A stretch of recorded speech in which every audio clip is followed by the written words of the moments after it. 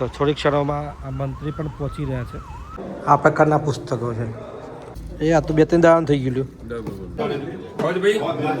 અમને એવું લાગે છે કે આપણું 2-3 મહિના બાળકો એના માટે લાગે છે. જો આ રીસાઈ ગયા છે.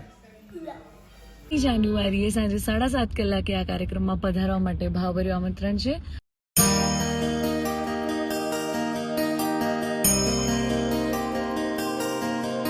ગુડ મોર્નિંગ મિત્રો, આજના નવા વ્લોગમાં આપ સૌનું હાર્દિક સ્વાગત છે. હાર્દિક તરફથી આજે તમને એવી જગ્યાએ લઈ જવાનું છે કે જ્યાંથી સરકાર ચાલે છે. દાખલા તરીકે ભારતીય જનતા પાર્ટીની સરકાર છે અને આજે એમની પત્રકાર પરિષદ છે.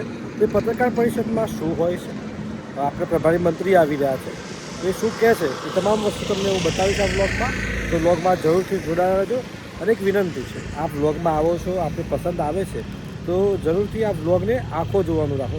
હાલ ઓફિસે જ છીએ, બધા મિત્રો ઊભા છે. થોડી ક્ષણોમાં કાલે પહોંચીએ અને તમને બતાવીએ ત્યાં શું માહોલ છે અને કેવી હોય છે પત્રકાર પરિષદ ભારતીય જનતા પાર્ટી. જુઓ મિત્રો, આપણે ભારતીય જનતા પાર્ટીના કાર્યાલય છે અરવલ્લી જિલ્લાનું, ત્યાં પહોંચ્યા છીએ. બધા મિત્રો હાજર છે અને તો થોડીક ક્ષણોમાં આ મંત્રી પણ પહોંચી રહ્યા છે. આપણે પત્રકાર પરિષદમાં આવ્યા છે, બધા પત્રકાર મિત્રો ઊભા છે. સૌને બધાને રામ રામ, ગુડ મોર્નિંગ. જય વિહતમાં, જય વિહતમાં. અને વિપુલભાઈ ઊભા, પપ્પા આવી ગયા છે. પપ્પા ગાડી આવી ગઈ પાછળ. જો આ મંત્રીશ્રીની ગાડી આવી ગઈ છે, મંત્રીશ્રી આવી ગયા છે.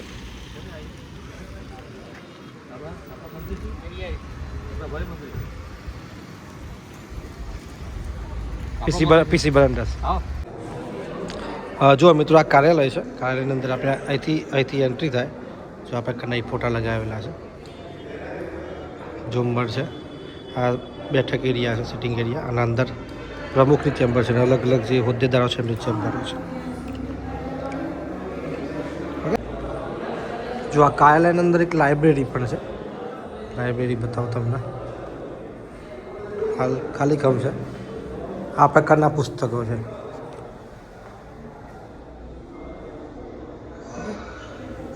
સ્વામી વિવેકાનંદજીના બધા પુસ્તકો અહીં રાખેલા છે.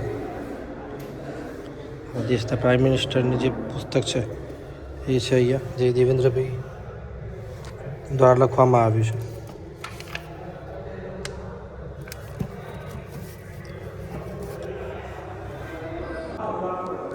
આપણા જે લોખંડી પુરુષ છે સરદારભાઈ પટેલ, એમની પણ પુસ્તકો અહીં રાખવામાં આવેલા છે.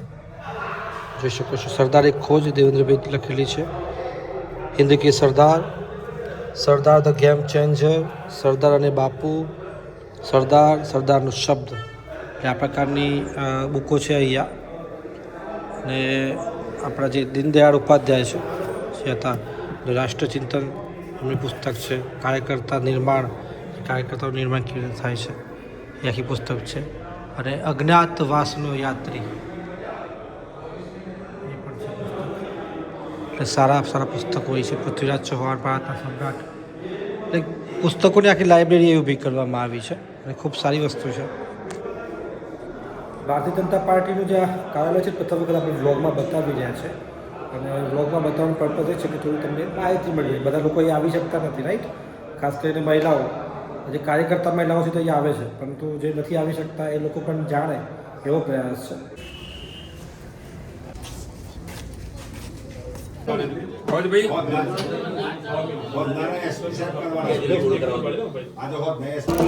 જો પત્રકારો માટે બટાકા પૌવા આવી ગયા છે. પ્રેસ કોન્ફરન્સ બાદ નાસ્તો. જો અમારા સમીરભાઈ નાસ્તો કરી રહ્યા છે. પત્રકાર મિત્રો આવી ગયા છે. હેલો જયદીપભાઈ, કેમ છો? મજા. અને જો આ બધા પત્રકારો મારા માટે લાઈનમાં ઊભા થઈ ગયા છે. સરસ મજાનો નાસ્તો છે. જય ભાઈ, રામ આપીએ. સંકેત લાવજો ડીશ. એ ભાઈ આવી ગયા, સંકેતભાઈ આવી ગયા. લાવો નાખો. એ બટાકા ઉછો તો એ બટાકા ખરા લઈને આવ્યો. એ આ તો 2-3 દાડા થઈ ગયું. લેજો મત કાઢ લેજો. બટાકો એટલે હા, બસ સેવ નાખવાનો.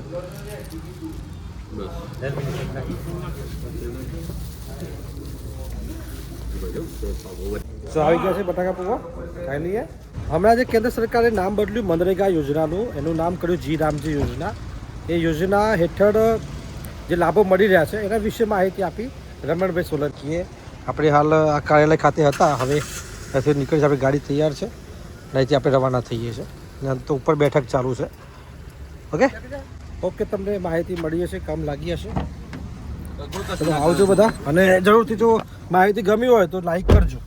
જો મિત્રો ઉત્તરાયણ આવી ગઈ છે અને આપણે જો આ મોડાસા બજારમાં આવ્યા હતા આપણે, આ જોવા મળી ને એટલે વિડીયો બતાવું એમ. જો અમારે એવું લાગે છે કે આપણે 2-3 મહિના બાળકો એના માટે લાગે છે. તો ઉત્તરાયણને થોડાક જ દિવસો બાકી છે ત્યારે જે ઉત્તરાયણમાં સ્ટોલ ખુલી ગયા છે અને આપણે અત્યારે હાલ મેઘર રોડ છે મોડાસાનો, ત્યાં ઉભા છે પાવર સિટી પાસે. જોઈ શકો છો અમારા મિત્ર છે, એમનો સ્ટોલ છે. અને જો ઉત્તરાયણનો સ્ટોલ ખુલી ગયો છે, સરસ મજાની ફિરકીઓ આવી ગઈ છે, બાળકો માટે વગાડવા માટેનું આવી ગયું છે. એ આ પ્રકારની જો ટોપી છે ગરમીથી બચવા માટે, અલગ અલગ માસ્ક છે, આ રીતે સરસ. કેવું છે આ વખતે માહોલ? હજી શરૂઆત છે, હાલ ચાલુ થયું છે, થોડો મંદિર આજે અઠવાડિયું લાગશે. હજુ અઠવાડિયું શનિ રવિ પછી ખબર પડશે. શનિ રવિમાં વધારો. શનિ રવિ પછી ને આ વખતે ભાવ વધારો કોઈ થયો છે? કંઈ હા 10% જેવો ભાવ વધારો થયો. 10% ભાવ વધારો. એટલે મિત્રો જો 10% ભાવ વધારો થયો છે આ વખતે. અને જો કેવું છે, ઉત્તરાયણ એવું પર્વ છે ને કે લોકો વતનમાં આવે, સ્પેશિયલ પરિવાર સાથે ગાડે ચડે અને ઉત્તરાયણ કરતા હોય છે. આપણે બજારમાં આવ્યા હતા સમાચાર માટે. જો આ પ્રકારના આજુબાજુ સ્ટોલ છે પાવર સિટી પાસે, અને આવો માહોલ છે. તો જરૂરથી ઉત્તરાયણનો પર્વ મનાવીએ પરિવાર સાથે.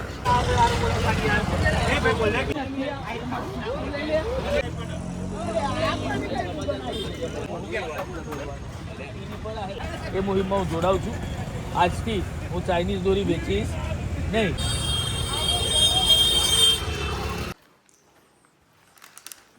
તો ઘરે આવી ગયા, તબિયત થોડી નાદુરસ્ત હતી એટલે ઘરે આવીને સૂઈ ગયા હતા.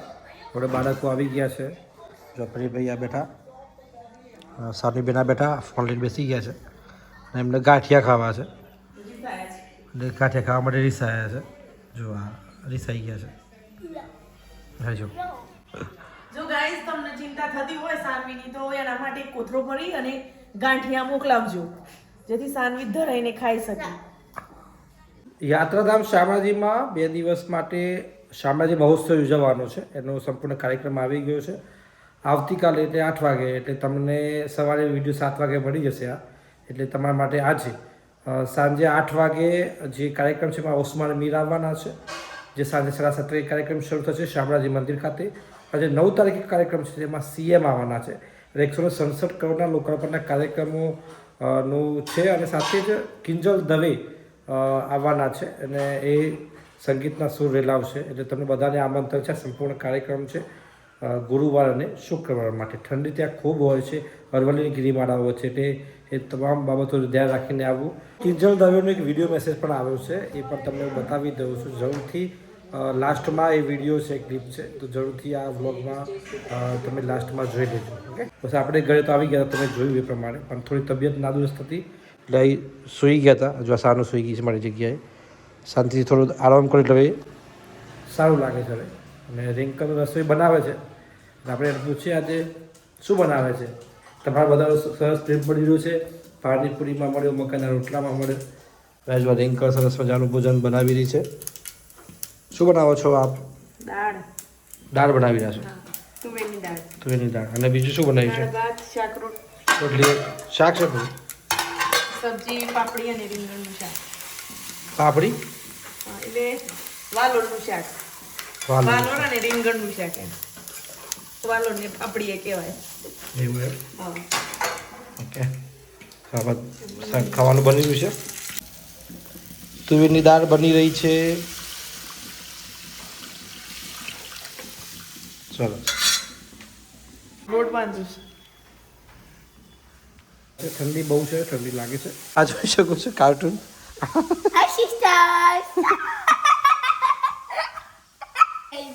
મજા આવી ગઈ એમ કે લોટ બાંધતા તો તમે જોઈ લીધું. હવે આ રોટલી બનાવશો. જમવું હોય તો આવી જાઓ ફટાફટ. શાક થઈ ગયું રેડી. સબ્જી રેડી.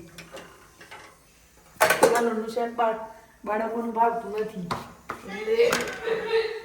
એટલે દાળ નહીં. એ બાળકો માટે ના.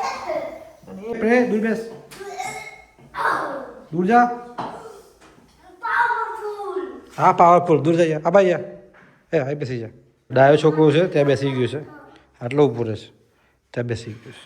આજનો વ્લોગ તમને ગમે હોય તો લાઈક શેર અને સબસ્ક્રાઈબ કરતા રહેજો અને અમારો વિડીયો પ્લીઝ આખો જોતા રહેજો અને તમારા મિત્રોને પણ લાઈક અને સબસ્ક્રાઈબ કરાવજો. આજના ઓલે બસ આટલું. જય શ્રી કૃષ્ણ. રામ રામ. ટાટા બોલો. ટાટા ટાટા. જય માતાજી, જય શ્રી કૃષ્ણ મિત્રો. હું છું કિંજલ દવે. હું આવી રહી છું શામળાજી મહોત્સવમાં. આપ સૌ શામળાજી વાસીઓને અને ભગવાન કૃષ્ણના ભક્તોને એક રઢિયાળી રાતે ભગવાનના કહેવાય ને કે ગુણગાન ગાવા માટે અને આપણા ગુજરાતી લોક સંગીતના આ ભવ્ય કાર્યક્રમમાં તારીખ 9મી જાન્યુઆરીએ જે શામળાજી મંદિરના પરિસરમાં થવા જઈ રહ્યો છે, તો આપ સૌને 9મી જાન્યુઆરીએ સાંજે 7:30 કલાકે આ કાર્યક્રમમાં પધારવા માટે ભાવભર્યું આમંત્રણ છે. મળીએ. જય માતાજી.